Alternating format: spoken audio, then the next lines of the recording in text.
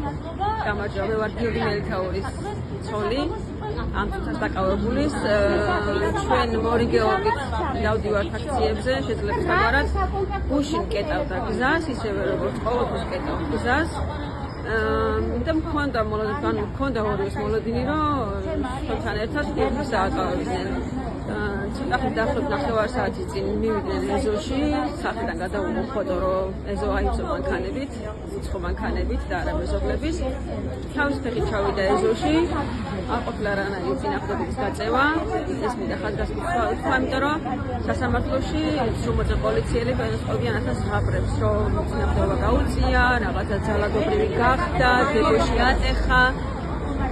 და ამ დროს მეზობლებს არაფერი არ გაუგონიათ, იყო უკვე ასეთი შემთხვევა, ამიტომ თავის დათხოვების მიზნით თვითონ ჩავიდა ეზოში და ჩაბარდა.